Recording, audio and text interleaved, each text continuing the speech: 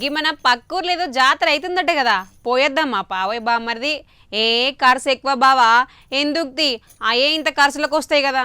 ఇక ఇట్లా పక్క ఊరుకో, పక్క రాష్ట్రమో, పక్క దేశమో, పక్క పల్లెనో ఎటన్నా పోతే పెద్ద కథనే కదా. ఇక మనకి హైదరాబాద్ను చూడనోళ్ళు సుతా పుట్టెడు మంది ఉన్నారు, ఇంకా మన తెలంగాణలోనే. అంతెందుకు ఏపీ అన్న పోయినరా ఎవరన్నా ఈ ఫ్రీ బస్సు పుణ్యమా అని వస్తురు కానీ జర ఎప్పుడిప్పుడు వస్తురు కానీ ఇక ఏరే దేశాలకు పోవడంటే అదొక పెద్ద డ్రీమ్ కదా. ఇప్పుడు ఈ ముచ్చట ఎందుకంటారా.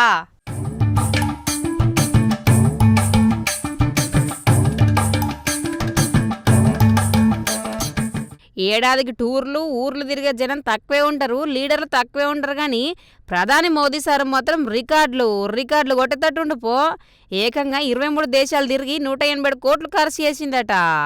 ఇక ఈ ఏటా 13 దేశాలకు 25 రోజులు పోతే 74 కోట్లు, అంటే రోజు కోట్లే ఖర్చు అవుతుందిలే దేశాలు పోయేందుకు సార్కు. ఏకంగా 5 ఏళ్లలో టూర్లకైన ఖర్చు 551 కోట్లట. ఇది ఎవరో చెప్పిన ముచ్చట కాదుల్లా, పార్లమెంట్లో స్వయంగా సెంట్రల్ సర్కారే చెప్పిందుల్లో ఒక ఎంపీ సార్ అడిగితే.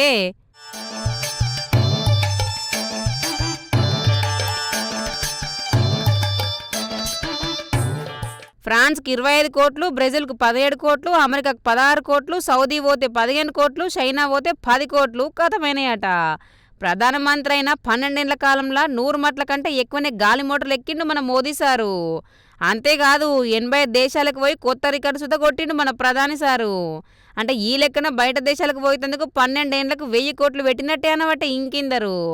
5 ఏళ్లకు 550 కోట్లంటే 12 ఏళ్లకు ఇంకింత అయిందో అని గుసగుసలు పెట్టుకోవట్టు ఇంకిందరు.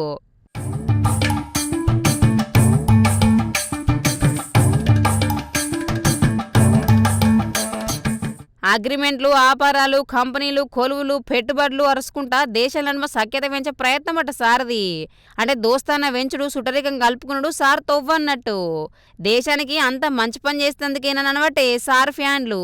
ఏడికి పోయినా ఆడున్నలతోటి ముద్దు గలిచిపోడు, ఆటపాటలు చూసుడు, వాళ్ళ సంస్కృతిని పాటించుడు, వాళ్ళ లెక్క తయారవుడు సార్కి అలవాటేనాయ్. టూరిస్టు జాగాలు తిరుగుడు, దేశానికి సేవ చేసుడే సార్ బాట అనేది కొందరిమాట. ఇట్లా అవార్డులు, సన్మానాలు, సత్కారాలు సుద్ధా గట్టిగానే అత్తున్నాయి.